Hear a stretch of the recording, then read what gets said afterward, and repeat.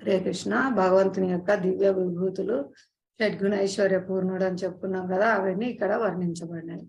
భగవంతుడు అత్యంత సౌందర్యవతుడు. ఆయన కంటే మించి ఎవ్వరు సౌందర్యం అంతకు మించి ఎవరు లేరన్నమాట. సమస్త సౌందర్యము భగవంతునిది.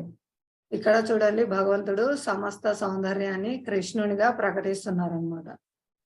మిగతా అవతారాల్లో కూడా వస్తారు, వరాహ అవతారం కానీ ఇంకా చాలా అవతారాలు వస్తారు కదా, కానీ ఎక్కువ ప్రకటించేది ఈ వామన అవతారంలో, కృష్ణ అవతారంలో ఎక్కువ భగవంతుడు తన సౌందర్య శక్తిని ప్రకటన చేశారనమాట. స్వయం కృష్ణుడు వామనావతారంలో ఎక్కువ తన సౌందర్య శక్తిని, అంటే మొత్తం సమస్త సౌందర్యం ఆయనలోనే ఉంటుంది. ఆ విధంగానే మనం బయట మామూలుగా వేరే చెప్తారు, భస్మాసురుణ్ణి మోహినీదేవి మోహింపజేసి ఆయన తలపై చేయి పెట్టుకునేటట్లు చేసిందని. కానీ భాగవతంలో మనకు వర్ణించబడింది వామన భగవానుడు తన సౌందర్యంతో. వామన భగవానుడు చిన్న అబ్బాయిగా తన సమస్త సౌందర్యాన్ని ప్రకటన చేశారనమాట భగవానుడు అక్కడ. ఆయన భస్మాసురుని పిలిచి చెప్తారనమాట, ఏంటి నువ్వు ఇలా పరిగెడుతున్నావు, ఆ శివుడు ఇచ్చిన వరం పనిచేస్తుంది, ఆయన అంత శక్తివంతుడు అనుకుంటున్నావా? తలపై చేయి పెడితే భస్మం కావడానికి అదేం కాదు, కావాలంటే పరీక్షించుకో, నువ్వు బాగా అలసిపోయినావు, పేద తీరు, నీకేమైనా తాగుతావా, ఇట్లాంటివన్నీ మాటలు చెప్పి ఆయన దీనికే పరిగెడుతున్నావు, నువ్వు అది నమ్మావా, వెంటబడుతున్నావా ఆయనపై ప్రయోగం చేయాలని? అంత అవసరమా? అది అసలు పని చేస్తే కదా, కావాలంటే నీ తలపై పెట్టుకో, ఏం కాదని చెప్తారన్నమాట. అప్పుడు ఆ ముద్దు మాటలకు, ఆ సౌందర్యానికి ఆకర్షింపబడి భస్మాసురుడు టెస్ట్ చేయడానికి తలపై చేయబెట్టుకుంటాడు. అంతే. వైష్ణవుడు, శివుడు పరమ వైష్ణవుడు అండి. ఆయన ఎప్పుడు సదా రామనామం జపిస్తుంటారు. ఆయన శివగీతంలో కూడా మనం ప్రచేతసులకు, ప్రాచీన బర్హి కుమారులైన ప్రచేతసులకు భగవతత్వాన్ని, శ్రీకృష్ణ భగవాని యొక్క భక్తియుక్త సేవ గురించి వాళ్ళకు బోధించి వాళ్ళను భగవద్ధామం వెళ్ళేదానికి వాళ్ళకు తపస్సు స్వీకరించేలా చేశారనమాట. అంత కరుణ వైష్ణవులకు, బద్ధ జీవుల పట్ల. వారందరినీ తిరిగి భగవద్ధామం పంపించడానికి ప్రయత్నం చేస్తూ ఉంటారు. వాళ్ళలో మొట్టమొదటి వారు, వైష్ణవుల్లో మొట్టమొదటి వారు శంభుడు. వైష్ణవానం యథా శంభు అంటే శివుడు అనమాట. ఈయన మహావైష్ణవులు. ఎప్పుడైతే ఆ భస్మాసురుడు వైష్ణవుని శక్తి పట్ల అనుమానం పెట్టుకొని ఏం పని చేస్తుందిలే ఆయన ఇచ్చినది అని టెస్ట్ చేయడానికి ప్రయత్నం చేశారో అపరాధం చేశారు, వైష్ణవ అపరాధం వల్ల సర్వనాశనం అయిపోతారు. వాళ్ళు చాలా పాతన స్థితికి దిగజారుతారు. కాబట్టి వైష్ణవ అపరాధం చేయగానే, ఆయన తలపై చేయి పెట్టుకోగానే ఆయన భస్మం అయిపోతారు అనమాట. ఇది మనం భాగవతంలో చదువుతాము. భాగవతం ద్వారా కీర్తి, భగవంతుని కీర్తి చూడండి. ఇప్పుడు 5000 సంవత్సరాల కిందట ఇప్పుడు మళ్ళీ భగవద్గీత చెప్పారు అర్జునునికి. అంతకుముందు సూర్య భగవానునికి వివరించారు. అలా భగవద్గీత ఇప్పుడు మనం చూస్తున్న ఈ సమయంలో చివరిగా అర్జునునికి ఉపదేశించారనుకున్న ఈ 5000 సంవత్సరాల్లో భగవంతుడు భగవద్గీత ఇప్పటికీ చూడండి ఎంత కీర్తి ప్రతిష్టలో ఆయన దేవాదేవుడు శ్రీకృష్ణ భగవానుడు అందించిన భగవద్గీత పట్ల ఎంత పేరు ప్రఖ్యాతులు ఉన్నాయో. కాబట్టి భగవంతుని యొక్క కీర్తి అమోఘం అనమాట. అంటే ఇంకెవరికి అటువంటి కీర్తి ఉండదు. దేవాదేవుడికి దేవతలందరూ కూడా ఆయన్నే ఆశ్రయించి ఆయన్నే కీర్తిస్తూ ఉంటారు. ఈ షడ్గుణైశ్వర్యాలన్నీ అందరిలో కొన్ని మాత్రమే ఉంటాయి. ఎవరిలో పూర్ణంగా ఉండవు అనమాట. భగవంతుల్లో ఈ షడ్గుణైశ్వర్యాలు పూర్ణంగా ఉంటాయి. ఇప్పుడు ఎవరైనా మనం ధనవంతుడిని చూస్తే కొంచెం ధనం ఉండొచ్చు, కొంచెం అందం ఉండవచ్చు, కొంచెం కీర్తి ప్రతిష్టలు ఉండొచ్చు, కొంచెం సంపద మాత్రమే ఉంటుంది. అంత సంపద, మొత్తం సమస్త సంపద నాదే అని ఎవరు చెప్పలేరు. సమస్త ఐశ్వర్యము ఎవరికి ఉండదు, సమస్త కీర్తి ప్రతిష్టలు ఎవరికి ఉండవు, సమస్త సౌందర్యము ఎవరికి ఉండదు, సమస్త బలము ఎవరికి ఉండదు. కానీ భగవంతునికి సమస్తము అన్ని పూర్ణంగా ఉంటాయి షడ్గుణైశ్వర్యాలన్నీ. ఇక్కడ సంపద మనకు ఇక్కడ ఇది ద్వారకా నగరం అండి. ద్వారకా నగరము ఇక్కడ నారద మహర్షి టెస్ట్ చేయాలనుకుంటారనమాట కృష్ణ భగవానుడి. కృష్ణ భగవానుడు 16,108 మంది రాణులతో ఎలా ఉన్నారు ఆయన అని నారద మహర్షి చూడాలనే కుతూహలంతో దర్శనం చేసుకోవాలని ద్వారకా నగరానికి వేస్తారనమాట. అక్కడ చూస్తే ప్రతి ఒక్క ఇంట్లో కృష్ణుడు ఉన్నాడు. ఆ ఇంట్లో చూసిన కృష్ణుడు ఉన్నాడు, ఈ ఇంట్లో చూసిన కృష్ణుడు ఉన్నాడు, ఈ ఇంట్లో చూసిన కృష్ణుడు ఉన్నాడు. ఎలా ఉన్నాడండి? సమస్త వైభోగంతో ఉన్నారు. ఆ ఇంటి వర్ణనలు అయితే అద్భుతంగా ఉన్నాయి. అవి మామూలు ఇల్లు కాదు. అలా వజ్ర వైడూర్యాలతో అంత బంగారు మరకత మణిమాణిక్యాలతో ఉన్నాయి. ఒక్కొక్కరి ఇంట్లో మహారాణితో వాళ్ళకు కావాల్సినవన్నీ చేస్తూ ఉన్నారంటే, ఒక చోట యజ్ఞయాగాదులు, ఒక చోట దాన ధర్మాలు, అందరికీ విరివిగా గోవులు వజ్ర వైడూర్యాలు దాన ధర్మాలు చేస్తున్నారు. ఒక చోట వివాహాలు చేస్తున్నారు, ఒక చోట అట్లా ప్రతి ఇంట్లో కూడా దాన ధర్మాలు చేస్తూ, యజ్ఞయాగాదులు చేస్తూ, పెళ్లిళ్ళు అన్ని చేస్తూ సమస్త వైభోగంతో ఉన్నారండి. శ్రీకృష్ణ భగవానుడు తమ యోగ ఐశ్వర్యాన్ని అంతటినీ ప్రకటన చేశారనమాట స్వయం శ్రీకృష్ణ భగవానుడు ఇక్కడికి వచ్చినప్పుడు. కాబట్టి ఇక్కడ శ్రీ నారదముని ఇవన్నీ దర్శించుకుంటారు. ప్రతి ఒక్క రాజమందిరంలో శ్రీకృష్ణ భగవానుడు విస్తరించి 16,108 మందితో వాళ్ళకు నచ్చిన విధంగా వాళ్ళ ఇంట్లో భగవంతుడు లీలలు చేస్తూ ఉన్నారు. ఇది భగవంతుని యొక్క దివ్యమైన యోగ ఐశ్వర్యం అంట. ఇక్కడ చూడండి భగవంతుని యొక్క బలం, సమస్త పూర్ణ బలం. భగవంతుడు 7 సంవత్సరాల ప్రాయంలో ఎడమ చేతి చిటికెన వేలుతో గోవర్ధనగిరి పర్వతాన్ని ఎత్తారండి. అసలు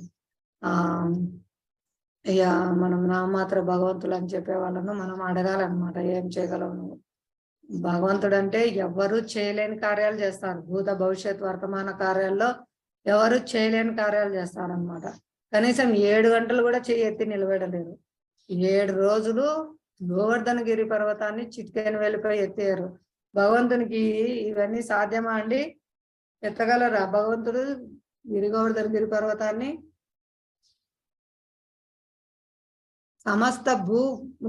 సమస్త గ్రహ మండలాలనే దూది పింజలాగా గాలిలో తిప్పుతున్నారండి భగవంతుడు తన శక్తిచే. ఇప్పుడు భూమండలం కూడా ఇది పైన తిరుగుతూ ఉంది ఆకాశంలో, అనంత ఆకాశంలో. ఇది పడిపోలేదు కదండి, గ్రహాలన్నీ పడిపోలేదు, సూర్యచంద్రులు తిరుగుతున్నాయి, కాలము మారుతూ ఉంది, ఉదయం సాయంత్రం అవుతూ ఉంది. ఏ విధంగా భూమి సూర్యుని చుట్టూ తిరుగుతూ తన చుట్టూ తాను తిరుగుతూ అదే కక్షలో ఉంది. ఇవన్నీ ఎలా నిలబడి ఉన్నాయండి? సమస్త గ్రహాలన్నీ విశ్వాలన్నీ ఎలా నడుస్తున్నాయండి? భగవంతుని యొక్క శక్తి వలనే నడుస్తున్నాయి అన్నమాట. అదే విధంగా దాంతో పోల్చుకుంటే ఏనుక్కు ఒక కమలం పువ్వునో ఏదో దూది పింజనో ఎత్తినంత తేలిక అనమాట గోవర్ధనగిరి పర్వతం ఎత్తడం. అనంత శేషుని తలలపై సమస్త విశ్వాలన్నీ ఆవగింజల్లాగా ఉంటాయండి. ఆవగింజ సైజు ఆయనకు అనమాట. ఇవి విశ్వాలు ఎంతెంత పెద్దగా ఉంటాయండి. అవి ఆయన తలల పైన ఆవగింజల్లాగా ఉంటాయన్నమాట. అంత సమస్త పూర్ణ బలము భగవంతుని అనమాట. భగవంతుని యొక్క విస్తారమే ఆదిశేషుడు, ఆయన సంకర్షణుడు. ఇక్కడ భగవంతుని యొక్క జ్ఞానం, భగవద్గీత జ్ఞానం చూడండి, దివ్యమైంది, ఎప్పటికీ నూతనమైంది, సనాతనమైంది. అప్పుడెప్పుడో సూర్య భగవానికి బోధించినా ఇదే, మళ్ళీ దాన్ని కాలక్రమంలో పరంపర విచ్ఛిన్నమైందని మళ్ళీ అర్జునుకు బోధించినా ఇదే, ఇప్పుడు మనకు ఆచార్యులు బోధించినా ఇదే. భగవంతుడు ఇచ్చే జ్ఞానం పూర్ణమండి. దేశకాల పరిస్థితులతో యుగాలతో సంబంధం లేకుండా జీవాత్మ తిరిగి భగవద్ధామం చేరడానికి, జీవాత్మకు భగవంతునికి మధ్య గల సంబంధం మళ్ళీ పునరుద్ధరింపజేయడానికి ఇచ్చిన ఈ దివ్య జ్ఞానం భగవంతుని ఇచ్చినది పూర్ణమైంది అనమాట. భగవంతుని జ్ఞానం పూర్ణమైంది. అది మన ఈ భగవద్గీత ఎప్పటికీ సనాతనం, ఎప్పటికీ నూతనం అన్నమాట. వింటుంటే ఇంకా పవిత్రమవుతుంటాం మనం, ఇంకా పవిత్రమవుతుంటాం, ఇంకా కొత్తగా అర్థమవుతూ ఉంటుంది అనమాట. అలాగే చెప్పుకున్నాం కదా భగవంతుడు యొక్క తెలివితేటల గురించి. నిన్న నరసింహస్వామిగా అవతరించి హిరణ్యకశిపుడు ఎలా సంహరించాడు. హిరణ్యకశిపుడు ఎంతో తెలివిగా కోరుకున్నాను నేను, అక్కడ చావద్దు, ఇక్కడ చావద్దు, దాంతో చావద్దు, దీంతో చావద్దు. నీ అంత తెలివి లేదు ఎవరికి అనుకుంటున్నావేమో, నువ్వు తెలివిగా అడుగుతున్నా అనుకుంటున్నావు. నా స్వామికి, బ్రహ్మ అనుకుంటున్నారు, నా స్వామికి, నా కృష్ణునికి సమస్త పూర్ణమైన జ్ఞానము ఉన్నది. నిన్ను నన్ను అందరినీ సృష్టించిన ఆయనకి సమస్త పూర్ణ జ్ఞానం ఉంది. కాబట్టి ఆయన నిన్ను ఎలాగైనా సంహరిస్తారు అనేసి భగవంతుని మీద యొక్క విశ్వాసంతో ఆయన అడిగిన వరాలన్నింటినీ తదాస్తు తదాస్తు అని ఇచ్చారు. భగవంతుడు కూడా తన భక్తుని యొక్క మాట నిలుపుతూ అవన్నిటినీ అమలు చేస్తూ ఆ హిరణ్యకశిపుణ్ణి సంహరించారనమాట. అది భగవంతుని యొక్క తెలివి జ్ఞానం. భగవంతుడు సన్యాసం, వైరాగ్యం అండి. వైరాగ్యం, ఎంతటి వైరాగ్యం! దేవాది దేవుడు సమస్త భౌతిక ఆధ్యాత్మిక జగత్తులకు ప్రభు, పరమ ప్రభు. అటువంటి దివ్య భోక్త యజమాని భగవంతుడు అర్జునుని కోసం, తన భక్తుని కోసము తానే రథసారథి అయినారు. ఎంతటి వైరాగ్యం అండి! ఎవరైనా తక్కువ స్థాయికి డ్రైవర్ గా మారతారా? మామూలుగా కొంచెం ధనం ఉంటేనే, కొంచెం బలం ఉంటే, కొంచెం సంపద ఉంటే, కొంచెం కీర్తి ప్రతిష్టలు ఉంటే ఎవరేమనుకుంటారో, వాళ్ళు చూస్తే ఏమో అనుకుంటారో, వీళ్ళు చూస్తే ఏమనుకుంటారో, నన్ను తక్కువగా భావిస్తారేమో అని ఇలాంటి అపోహలతో ఉంటారు. కానీ భగవంతుడు చూడండి, సమస్త ఆధ్యాత్మిక భౌతిక జగత్తులన్నిటికీ పరమ ప్రభువు, దివ్య భోక్త, యజమాని, సమస్తానికి పోషకుడు, రక్షకుడు. అటువంటి దివ్య భోక్త భగవంతుడు పరమ ప్రభువు తన భక్తుని ప్రీత్యర్థం, తన భక్తునికి తాను రథసారథిగా మారాడనమాట. చూడండి, అందరూ పార్థసారథి అంటారు. అది భగవంతునికి ప్రీతికరం అనమాట. అలా పిలిస్తే, తన భక్తుల సంబంధంలో తనని కీర్తిస్తే భగవంతునికి చాలా ఇష్టం అండి. భక్తుల అంటే భగవంతుడు అంతా కరిగిపోతారనమాట. అంతటి కరుణ అనమాట. పార్థసారథి, యశోదానందన, దేవకీ నందన, నందనందన, వ్రజజన వల్లభ, ఇలా భక్తుల సాంగత్యంలో, భక్తుల సంబంధంలో ఆయనకి కీర్తిస్తే, పిలిస్తే ఆయనకు చాలా సంతోషం అనమాట. చాలా తొందరగా ప్లీజ్ అయిపోతారు భగవంతుడు. తన భక్తుల యొక్క నామంతో కలిపి భగవంతుడిని అలా సంబంధంలో పిలుస్తాయి అన్నమాట. అలా భగవంతుడు తన వైరాగ్యము పూర్ణ వైరాగ్యము. పూర్ణ వైరాగ్యానికి మనం ఇంకా ఒకటి ఏం చెప్పుకున్నామండి, భగవంతుడు పాదాలొత్తుతూ లక్ష్మీదేవి అక్కడే ఉంటది, కానీ ఆమె అవసరం లేదు ఆయనకు. ఆయన సమస్త పూర్ణుడు. మనకు కావాలి సంబంధాలు సృష్టించాలంటే, భార్య భర్త ఇవన్నీ మనకు కావాలి. మనకు మనము సృష్టించేయలేము. కానీ భగవంతుడు లక్ష్మీదేవి అవసరం లేకుండానే ఆమె పాదసేవలో ఉన్నప్పటికీ ఆయన నాభికమలం నుంచి బ్రహ్మను సృష్టించారు. అదే అన్నమాట. అంటే ఆయనకు బయట నుంచి పొందే ఆనందం ఏం లేదు. ఆయన వైరాగ్య పూర్ణుడు, సమస్త పూర్ణుడు, తనలోనే దివ్యానందం కలగాడు. అమ్మవారి అవసరం ఆయనకు లేదు. ఆయన శక్తి, ఆయనలోంచి విస్తరించిన శక్తులు అనమాట వాళ్ళు. తన యొక్క శక్తి ప్రకటన చేయడం. ఇప్పుడు ధనవంతుడు తన ధనాన్ని ఎలా ప్రకటన చేస్తారండి? ఒక పెద్ద ఇల్లు కట్టి, ఒక పెద్ద కార్ తీసుకొని, అప్పుడు మిగతా వాళ్ళందరికీ ప్రకటన చేస్తాడనమాట. ఏ విధంగా? చూడండి, వీడు పెద్ద ధనవంతుడు, పెద్ద పెద్ద ఇల్లు మేడలు కట్టాడు, పెద్ద పెద్ద కార్లలో తిరుగుతున్నాడు అని ఆ విధంగా అతని యొక్క ధనాన్ని వాళ్ళు ఆ శక్తి రూపంలో, అంటే దాన్ని విస్తరింపజేస్తారు. అదే విధంగా భగవంతుడు తన యొక్క శక్తులను ఈ విధంగా ప్రకటన చేశారనమాట. రాధారాణిగా, లక్ష్మీదేవిగా, రుక్మిణీదేవిగా వీళ్ళందరూ విస్తరిస్తారు. వీళ్ళందరూ భగవంతుని యొక్క శక్తి, అంటే తనలోని శక్తి, తన శక్తిని, తన ఆనంద శక్తిని రాధారాణిగా ప్రకటన చేస్తారు. తన ఐశ్వర్య శక్తి రాధారాణి విస్తరణ లక్ష్మీదేవి, తన జ్ఞాన శక్తి సరస్వతీదేవి, తన యొక్క భౌతిక శక్తి, ఆ ఐశ్వర్యము అంతా భౌతిక శక్తి నియంత్రించడానికి దుర్గాదేవిని. ఇలా తన యొక్క శక్తిమంతుడు. శక్తిని కలిగి ఉన్నవారు శక్తిమంతుడు. ఆ శక్తిమంతుణ్ణి ఆశ్రయించి ఉంటుంది అన్నమాట. ఆ విధంగా భగవంతుడిలోని శక్తిని ఈ విధంగా రూపంలో ప్రకటన చేస్తున్నారు. ఆ ధనవంతుడు ఎలాగైతే తన ధనాన్ని ఒక మేడ రూపంలో, ఒక కారు రూపంలో ప్రకటన చేశారో, అలా భగవంతుడు తనలో ఉన్న శక్తులను ఒక రూపంలో, రాధారాణి ఆనంద శక్తిని రాధారాణి రూపంలో అలా మనకు ప్రకటన చేశారు. తన యొక్క వివిధ శక్తులను వివిధ రూపాల్లో ప్రకటన చేశారు. ఆ విధంగా అమ్మవారు భగవంతుని యొక్క శక్తి విభిన్నం కాదు, తేడా కాదు, ఆయన యొక్క శక్తి. కాబట్టి మనం ఇక్కడ తెలుసుకోవాలి, బయట నుంచి భగవంతుడు పొందే ఆనందం ఏం లేదు. తాను సర్వ సంపూర్ణుడు. తన యొక్క శక్తి ప్రకటమే అమ్మవారు. వారి యొక్క సహాయం కూడా లేకుండానే ఆయన సమస్త సృష్టిని సృష్టించగలరు. ఆయన సర్వ సంపూర్ణుడు అనమాట. సద్గుణైశ్వర్య పూర్ణుడు, సర్వ సంపూర్ణుడు, సర్వకారణ కారణుడు. ఆయనకు బయట నుంచి పొందేది ఏమీ లేదు. మొత్తం ఈశోపనిషత్తులో సర్వం పూర్ణమదం పూర్ణమదాయ ఆ శ్లోకంలో చెప్తారు. మొత్తం పూర్ణమైన భగవంతుడిలోంచి ఆ మొత్తాన్ని తీసి పక్కన పెట్టినా ఆయన పూర్ణుడే అండి. ఆ మొత్తాన్ని తీసుకొచ్చి కలిపినా కూడా ఆయన పూర్ణుడే. 1+1 = 1, 1 - 1 = 1. ఇది ఈ మ్యాథ్స్ ఎక్కడ మనకు బయట తెలియదు. ఇది అడ్వాన్స్డ్ సైన్స్, అడ్వాన్స్డ్ మ్యాథమెటిక్స్. కాబట్టి ఈ విజ్ఞానం అంతా మనకు భక్తుల సాంగత్యంలోనే మనకు అర్థమవుతుంది అనమాట. ఈ దివ్యమైన జ్ఞానము దీన్ని ఆచరించడం ద్వారా మనము పూర్ణ లాభాన్ని పొందుతాం అన్నమాట. హరే కృష్ణ. మీకేం డౌట్స్ ఉన్నా అడగచ్చండి. మీరు నిస్సందేహంగా, మీరు ఎవరు మాట్లాడడం లేదు, తప్పకుండా మీరందరూ మీ డౌట్స్ కానీ మీ అభిప్రాయాలు కానీ చెప్తూ ఉండండి. అప్పుడు మీకు అర్థమవుతుందా లేదనేది మాకు తెలుస్తుంది. ఈ శ్లోకాలు చదువుతారండి. ఇవి భగవద్గీత చతుర్శ్లోకి గీత అంటారు. 4 శ్లోకాలు వరుసగా 10, 8 చదువుతారా ఈ శ్లోకము?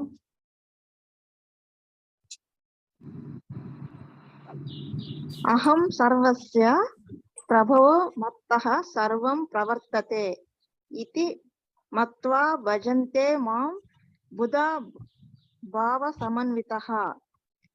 సర్వములైన ఆధ్యాత్మిక మరియు భౌతిక జగత్తులకు నేనే కారణభూతుడను. సర్వము నా నుండియే ఉద్భవించుచున్నది. ఈ విషయమును సంపూర్ణముగా నెరిగిన బుధజనులు నా భక్తియుక్త సేవలందు నెలకొని నన్ను హృదయపూర్వకముగా భజింతురు. హరే కృష్ణ. ఇక్కడ అన్ని అహం సర్వస్వ, సర్వములైన ఆధ్యాత్మిక మరియు భౌతిక జగత్తులకు నేనే కారణభూతుడును చెప్పుకున్నాం కదా. సర్వకారణ కారణుడు భగవంతుడు. బ్రహ్మ సంహితలో చెప్తారు, ఈశ్వర పరమ కృష్ణ సచ్చిదానంద విగ్రహ అనాదిరాది గోవింద సర్వకారణ కారణుడు. సర్వకారణ కారణుడు నువ్వే భగవాన్ అని భగవంతుని బ్రహ్మ కీర్తిస్తున్నారు. ఇక్కడ స్వయం కృష్ణుడే తాను చెప్తున్నారు. తేనే అన్నిటికీ సమస్తానికి కారణం, మూల కారణాన్ని. సర్వం నా నుండియే ఉద్భవించుచున్నది. ఈ విషయంను సంపూర్ణంగా ఎరిగిన బుధజనులు అంటే బుద్ధిమంతులు నా భక్తియుక్త సేవ యందు నెలకొని నన్ను హృదయపూర్వకంగా భజింతురు. ఎవరండి ఆయన భజించేది? హృదయపూర్వకంగా భగవంతుని భక్తియుక్తుల సేవలో నెలకొని ఉండేది ఎవరు? ఇక్కడే చెప్తున్నారు. ఎవరండి?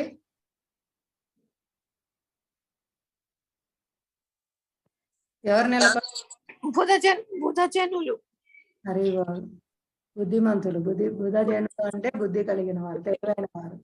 కాబట్టి సామాన్యమైన వ్యక్తులు కాదండి. భక్తియుక్త సేవ చేసేవారు భక్తులు సామాన్యమైన వ్యక్తులు కారు. వారు అత్యంత తెలివైన వారు, అత్యంత ఉన్నతులు అన్నమాట.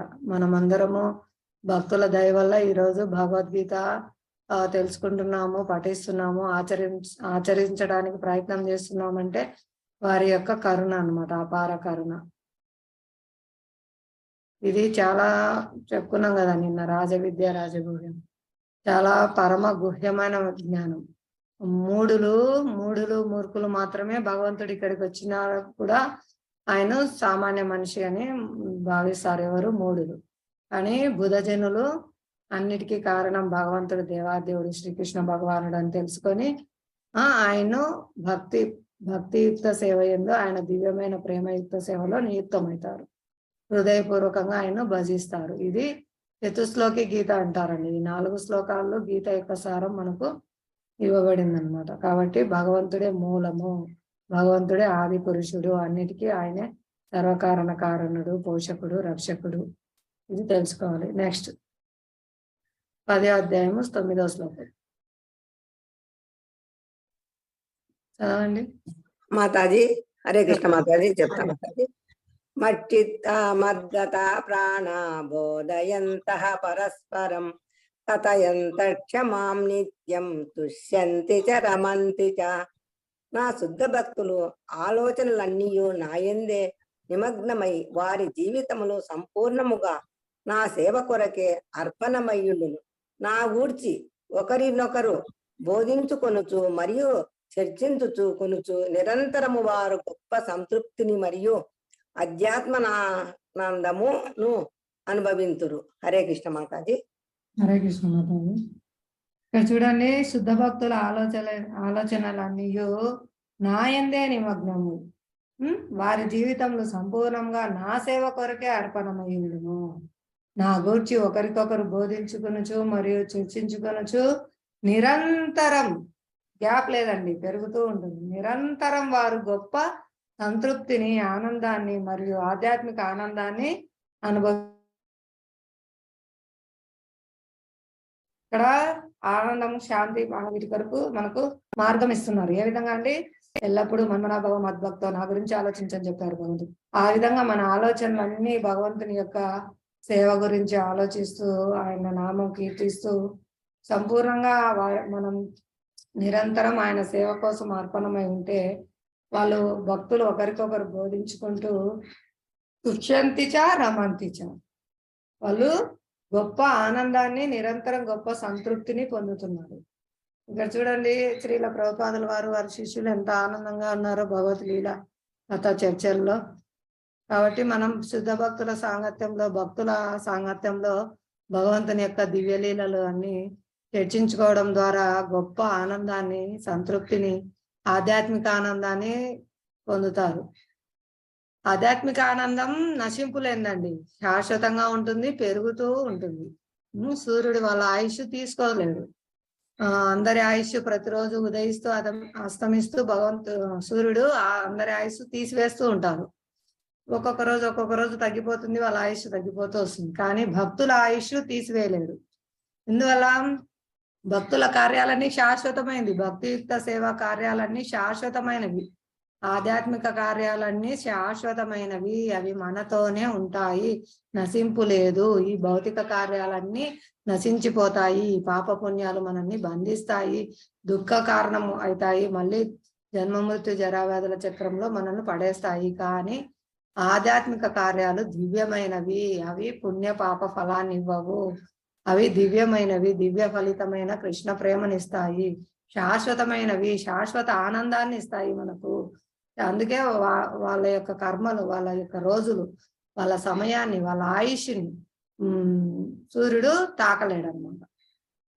ఎవరైతే ఆధ్యాత్మిక కార్యక్రమాలు చేస్తారో భక్తుల ఆయుష్ను సూర్యుడు తాకలేడు. సూర్యుడు వాళ్ళను, అంటే వాళ్ళు మనకు బయటికి కనిపిస్తారు, వాళ్ళు ముసలి వాళ్ళు అవుతున్నారు కదా, వాళ్ళకు వ్యాధులు వస్తున్నాయి కదా, వాళ్ళకు కూడా మరణం వస్తుంది కదా అని. కానీ అవన్నీ శాశ్వతంగా ఉంటాయి. వాళ్ళు ఏదైతే చేశారో భక్తియుక్త సేవ, అది శాశ్వతంగా వాళ్ళతో పాటే ఉంటుంది. వాళ్ళు 99% చేస్తే అది 99% వాళ్ళతోనే ఉంటది. ఆ 1% కంప్లీట్ చేసుకొని గోలోకం వెళ్ళడానికి భగవంతుడు మళ్ళీ అవకాశం ఇస్తారు. ఆ 1% కంప్లీట్ అయిన తర్వాత వాళ్ళు కంప్లీట్ చేసుకొని వాళ్ళు గోలోకం వెళ్ళిపోవచ్చు. ఆ 99% అలాగే పెట్టేస్తారు భగవంతుడు. కాబట్టి సూర్యుడు వాళ్ళ కాలాన్ని ఏం చేయలేడు, ఆయుష్ను ఏం చేయలేడు, తీసుకోలేడు. ఇది భగవంతుని యొక్క రక్షణలో ఉంటారు. వాళ్ళ ఆధ్యాత్మిక కార్యక్రమాలన్నీ, సేవ అంతా దివ్యమైంది. హరినామ సంకీర్తనం చేస్తూ నిరంతరము భగవత్ లీలా శ్రవణ కీర్తనలో నిమగ్నమయ్యండి.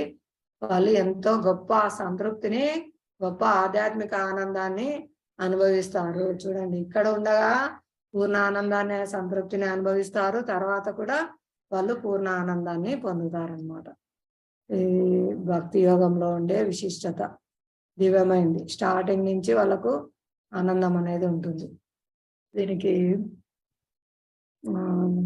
క్యాంపస్ సెలెక్షన్ లో జాబ్ వచ్చి వాళ్ళకు సెలెక్ట్ అయిపోయిన జాబ్ గ్యారంటీ. ఒక మంచి యూనివర్సిటీలో చేరినప్పుడే వాళ్ళకి జాబ్ గ్యారంటీ ఉంటుంది. అలా మనం ఇస్కాన్ లాంటి ప్రామాణిక సాంప్రదాయ సంస్థలో చేరినప్పుడే మనకు జాబ్ గ్యారంటీ. అంటే మనం గోలోకానికి పొందడం, కృష్ణ ప్రేమను పొందడం, ఇదంతా గ్యారంటీ అన్నమాట. అంటే ఎందుకో ఆ యూనివర్సిటీలో చేరితేనే జాబ్ గ్యారంటీ అన్నప్పుడు, ఇది విశ్వవ్యాప్త యూనివర్సిటీ, గోలోక బృందావనం, స్వయం శ్రీకృష్ణ భగవాన్ నుంచి వచ్చిన సాంప్రదాయము, ప్రామాణిక గురు పరంపరలో మనము జాయిన్ అయిన తర్వాత ఆ సంఘంలో చేరిన వెంటనే మనకు జాబ్ గ్యారంటీ వస్తుంది. జాబ్ గ్యారంటీ రావడమే కాదు, వాళ్ళకు ట్రైనింగ్ కూడా ఇస్తారు. ఇప్పుడు క్యాంపస్ సెలెక్షన్ జరిగి ట్రైనింగ్ ఇస్తారు. ట్రైనింగ్ లోనే వాళ్ళకి శాలరీ ఇస్తారండి. ట్రైనింగ్ లోనే వాళ్ళకు శాలరీ వస్తుంది. అలా మనకు చేరిన వెంటనే ట్రైనింగ్ లోనే, సాధన భక్తిలోనే మనకు ఆనందం వస్తుంది. ఎందుకోసం అండి శాలరీస్ తీసుకునేది? ఆనందం పొందడం కోసమే కదా.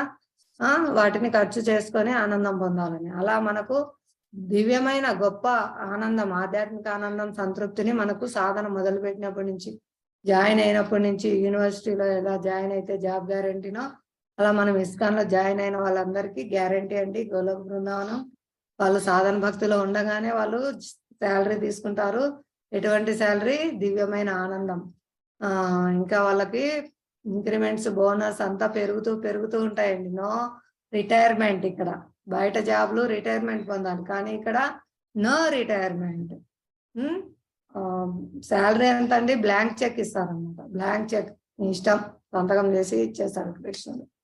ఎంతైనా రాసుకోవచ్చు. అంటే అంత ఆనందం. ఎంత సేవ చేసుకుంటే తుష్యంతిచ రమంతిచ, వాళ్ళు గొప్ప సంతృప్తిని, గొప్ప ఆనందాన్ని పొందుతారనమాట. ఏ విధంగా భక్తులు భగవంతుని యొక్క దివ్యమైన శ్రవణ లీలలు ఒకరికొకరు బోధించుకొనొచ్చు, నా గూర్చి ఒకరికొకరు బోధించుకొనొచ్చు మరియు చర్చించుకొనొచ్చు, నిరంతరం వారు గొప్ప సంతృప్తిని మరియు ఆధ్యాత్మిక ఆనందమును అనుభవించరు. ఈ విధంగా మనకు job guarantee, blank cheque salary, no retirement, ఎన్ని బెనిఫిట్స్ ఉన్నాయో చూడండి ఇస్కాన్ లో చేరడం వల్ల.